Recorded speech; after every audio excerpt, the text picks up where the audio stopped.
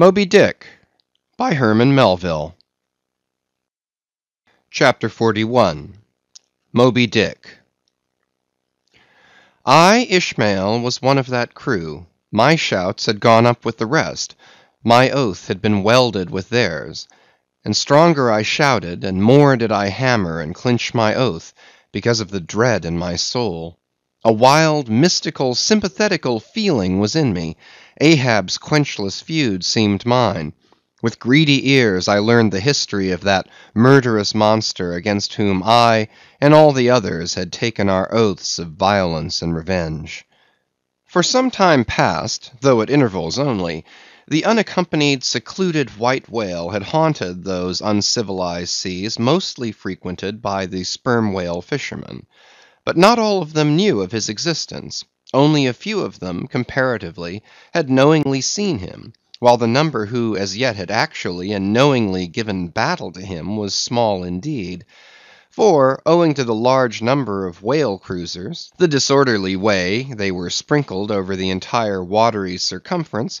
many of them adventurously pushing their quest along solitary latitudes, so as seldom or never for a whole 12-month or more on a stretch to encounter a single news-telling sail of any sort, the inordinate length of each separate voyage, the irregularity of the times of sailing from home, all these, with other circumstances, direct and indirect, long obstructed the spread through the whole world-wide whaling fleet of the special individualizing tidings concerning Moby Dick. It was hardly to be doubted that several vessels reported to have encountered at such or such a time, or on such or such a meridian, a sperm whale of uncommon magnitude and malignity, which whale, after doing great mischief to his assailants, had completely escaped them. To some minds it was not an unfair presumption, I say, that the whale in question must have been no other than Moby Dick. Yet, as of late, the sperm whale fishery had been marked by various and not unfrequent instances of great ferocity, cunning, and malice in the monster attacked. Therefore it was, that those who, by accident, ignorantly gave battle to Moby Dick, such hunters perhaps, for the most part, were content to ascribe the peculiar terror he bred more as it were to the perils of the sperm whale fishery at large, than to the individual cause. In that way, mostly, the disastrous encounter between Ahab and the whale had hitherto been popularly regarded. And as for those who previously hearing of the white whale, by chance caught sight of him, in the beginning of the thing they had, every one of them, almost as boldly and fearlessly lowered for him, as for any other whale of that species. But at length such calamities did ensue in these assaults, not restricted to sprained wrists and ankles, broken limbs, or devouring amputations, but fatal to the last degree of fatality, those repeated disastrous repulses all accumulating and piling their terrors upon Moby Dick, those things had gone far to shake the fortitude of many brave hunters to whom the story of the white whale had eventually come. Nor did wild rumors of all sorts fail to exaggerate, and still the more horrify, the true histories of these deadly encounters. For not only do fabulous rumors naturally grow out of the very body of all surprising, terrible events, as the smitten tree gives birth to its fungi, but in maritime life, far more than in that of terra firma, wild rumors abound, wherever there is any adequate reality for them to cling to. And as the sea surpasses the land in this matter, so the whale fishery surpasses every other sort of maritime life, in the wonderfulness and fearfulness of the rumors which sometimes circulate there.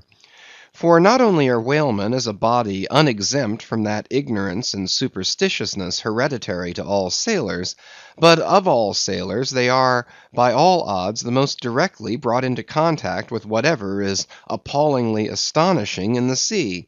Face to face they not only eye its greatest marvels, but hand to jaw give battle to them. Alone in such remotest waters, that though you sailed 1,000 miles and passed 1,000 shores, you would not come to any chiseled hearthstone, or aught hospitable beneath that part of the sun,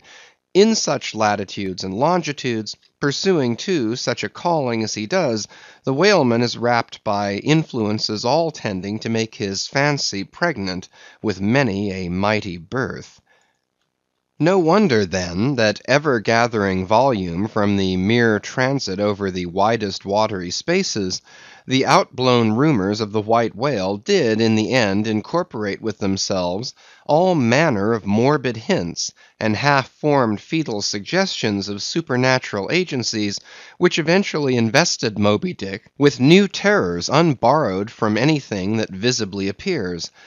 So that in many cases such a panic did he finally strike, that few who by those rumors at least had heard of the white whale, few of those hunters were willing to encounter the perils of his jaw. But there were still other and more vital practical influences at work. Not even at the present day has the original prestige of the sperm whale, as fearfully distinguished from all other species of the Leviathan, died out in the minds of the whalemen as a body.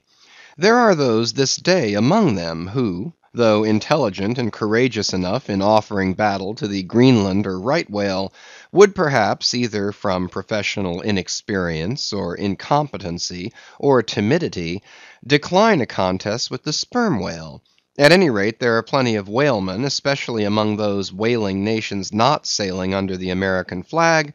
who have never hostilely encountered the sperm whale, but whose sole knowledge of the Leviathan is restricted to the ignoble monster primitively pursued in the north. Seated on their hatches, these men will hearken with a childish fireside interest and awe to the wild, strange tales of southern whaling. Nor is the preeminent tremendousness of the great sperm whale anywhere more feelingly comprehended than on board of those prows which stem him. And as if the now tested reality of his might had in former legendary times thrown its shadow before it, we find some book naturalists, Olason and Pavelson, declaring the sperm whale not only to be a consternation to every other creature in the sea, but also to be so incredibly ferocious as continually to be athirst for human blood.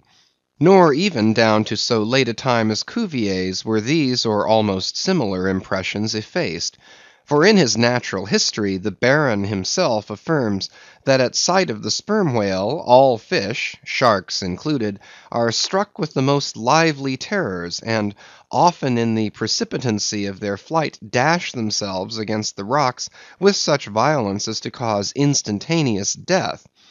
And however the general experiences in the fishery may amend such reports as these, yet in their full terribleness, even to the bloodthirsty item of Pavelson, the superstitious belief in them is, in some vicissitudes of their vocation, revived in the minds of the hunters. So that overawed by the rumors and portents concerning him, not a few of the fishermen recalled, in reference to Moby Dick, the earlier days of the sperm whale fishery, when it was oftentimes hard to induce long-practiced right whalemen to embark in the perils of this new and daring warfare; such men protesting that although other leviathans might be hopefully pursued, yet to chase and point lance at such an apparition as the sperm whale was not for mortal man; that to attempt it would be inevitably to be torn into a quick eternity. On this head there are some remarkable documents that may be consulted. Nevertheless, some there were who even in the face of these things were ready to give chase to Moby Dick, and a still greater number who, chancing only to hear of him distantly and vaguely, without the specific details of any certain calamity, and without superstitious accompaniments, were sufficiently hardy not to flee from the battle if offered.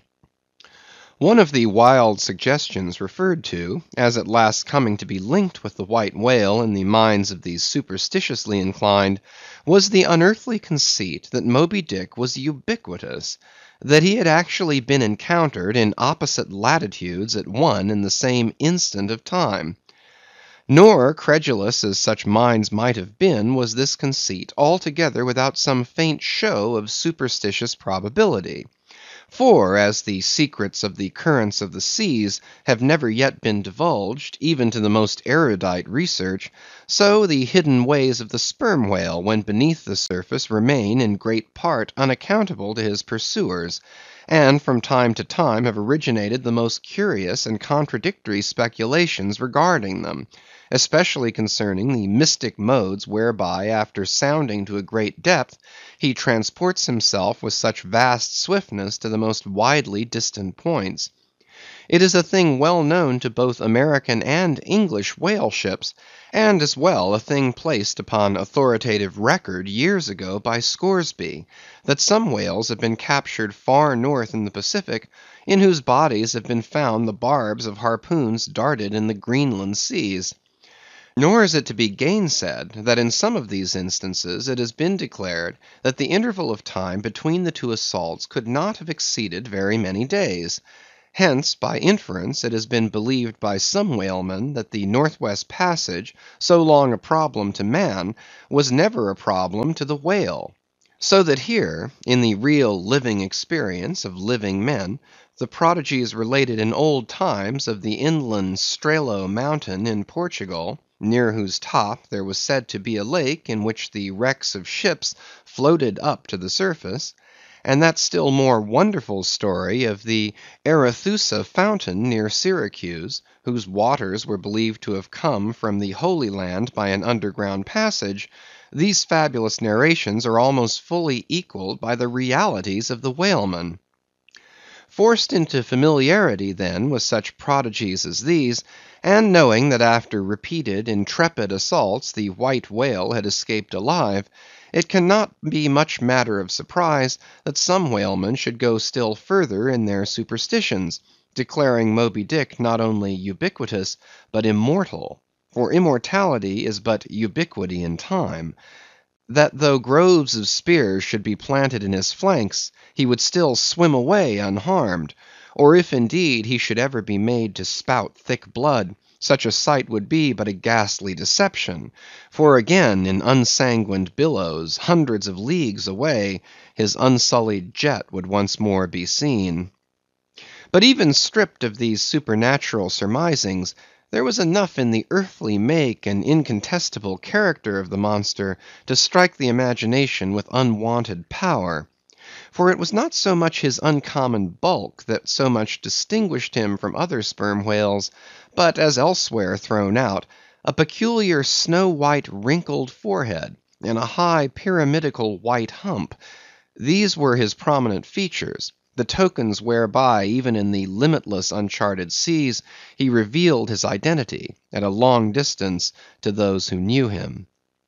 The rest of his body was so streaked and spotted and marbled with the same shrouded hue, that in the end he had gained his distinctive appellation of the White Whale, a name, indeed, literally justified by his vivid aspect, when seen gliding at high noon through a dark blue sea, leaving a Milky Way wake of creamy foam, all spangled with golden gleamings.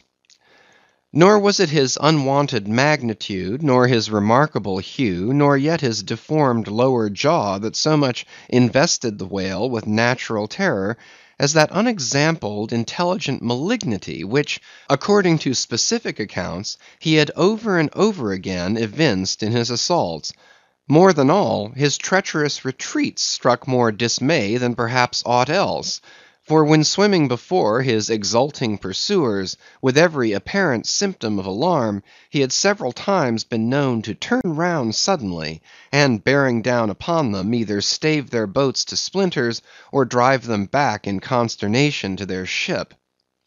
Already several fatalities had attended his chase.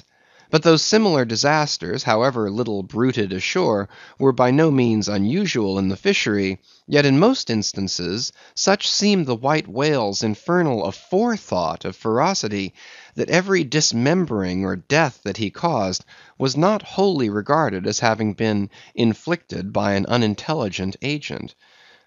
Judge then, To what pitches of inflamed, distracted fury the minds of his more desperate hunters were impelled, when amid the chips of chewed boats, and the sinking limbs of torn comrades, they swam out of the white curds of the whale's direful wrath into the serene, exasperating sunlight that smiled on, as if at a birth or a bridal. His 3 boats stove around him, and oars and men both whirling in the eddies. One captain, seizing the line knife from his broken prow, had dashed at the whale, as an Arkansas duelist at his foe, blindly seeking with a 6-inch blade to reach the fathom-deep life of the whale. That captain was Ahab. And then it was that, suddenly sweeping his sickle-shaped lower jaw beneath him, Moby Dick had reaped away Ahab's leg, as a mower a blade of grass in the field.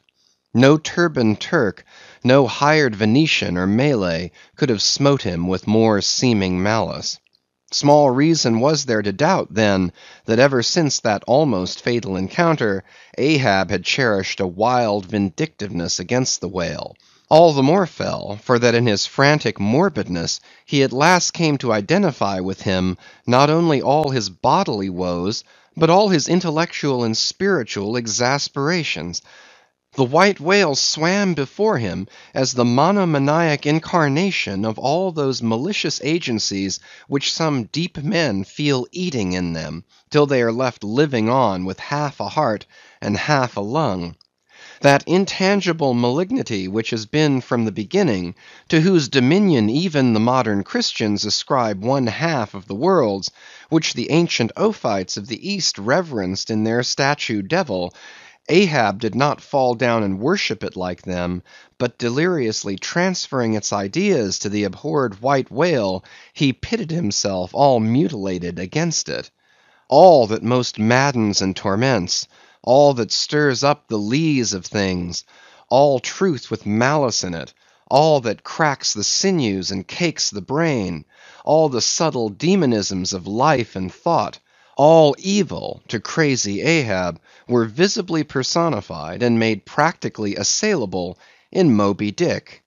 He piled upon the white whale's hump the sum of all the general rage and hate felt by his whole race from Adam down,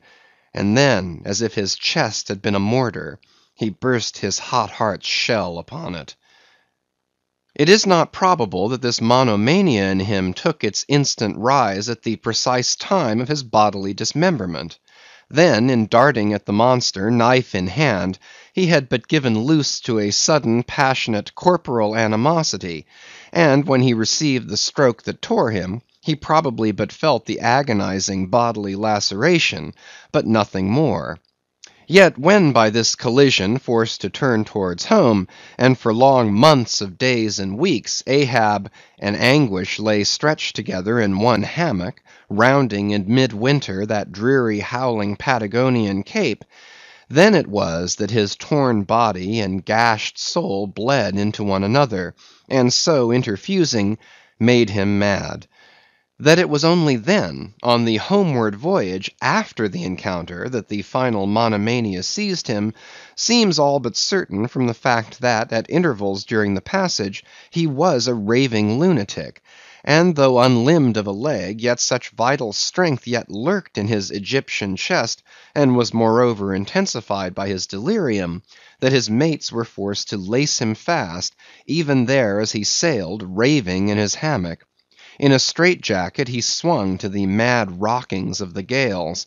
and when running into more sufferable latitudes, the ship, with mild stunsails spread, floated across the tranquil tropics, and to all appearances the old man's delirium seemed left behind him with the Cape Horn swells, and he came forth from his dark den into the blessed light and air.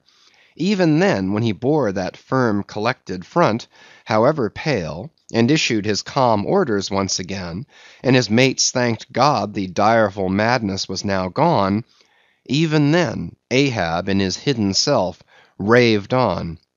Human madness is oftentimes a cunning and most feline thing. When you think it fled, it may have but become transfigured into some still subtler form.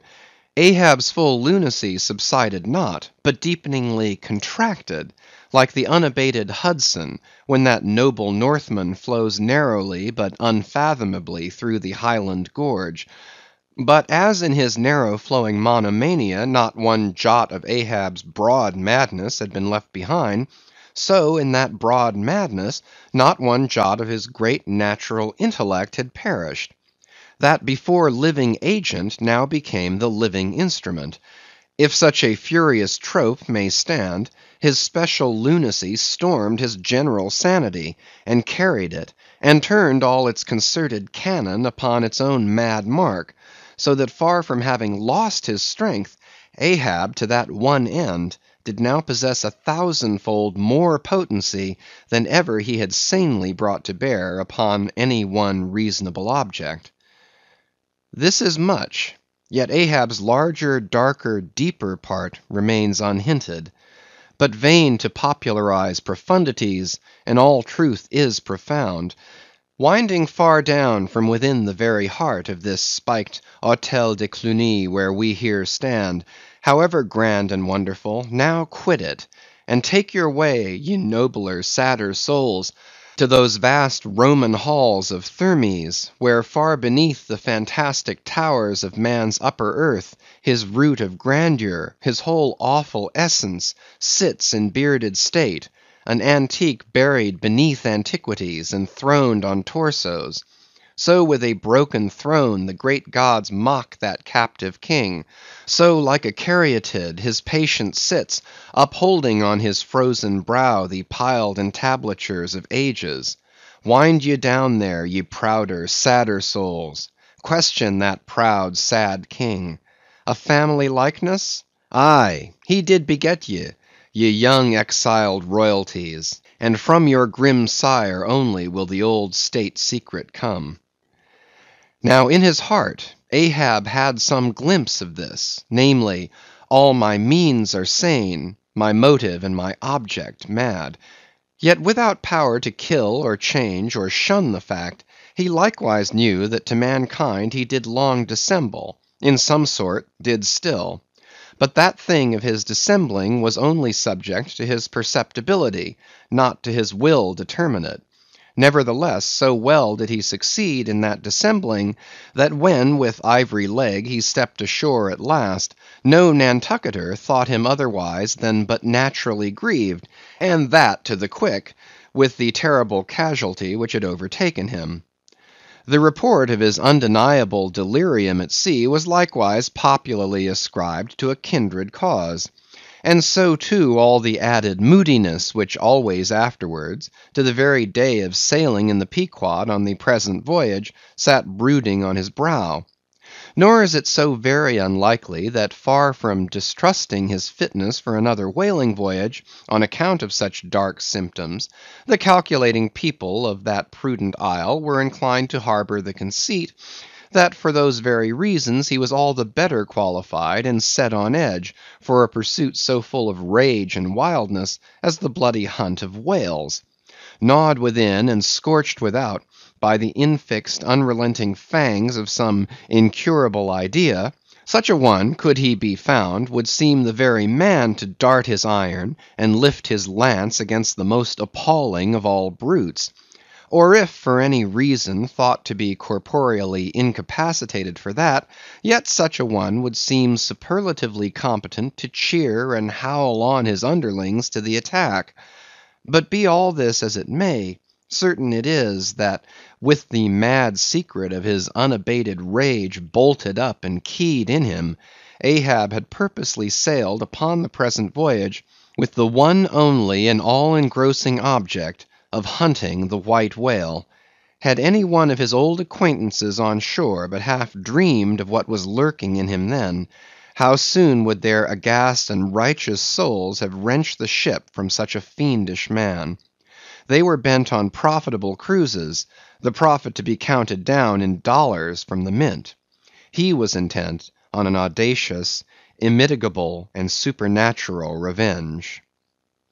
Here then was this grey-headed, ungodly old man, chasing with curses a Job's whale round the world, At the head of a crew, too, chiefly made up of mongrel renegades, and castaways, and cannibals; morally enfeebled, also, by the incompetence of mere unaided virtue or right-mindedness in Starbuck, the invulnerable jollity of indifference and recklessness in Stubb, and the pervading mediocrity in Flask. Such a crew, so officered, seemed specially picked and packed by some infernal fatality to help him in his monomaniac revenge. How it was that they so aboundingly responded to the old man's ire, by what evil magic their souls were possessed, that at times his hate seemed almost theirs, the white whale as much their insufferable foe as his; how all this came to be, what the white whale was to them, or how to their unconscious understandings also, in some dim, unsuspected way, he might have seemed the gliding great demon of the seas of life; all this to explain would be to dive deeper than Ishmael can go. The subterranean miner that works in us all, how can one tell whither leads his shaft by the ever-shifting muffled sound of his pick? Who does not feel the irresistible arm drag? What skiff in tow of a 74 can stand still? For one, I gave myself up to the abandonment of the time and the place, but while yet all a rush to encounter the whale, could see naught in that brute but the deadliest ill. End of Chapter 41.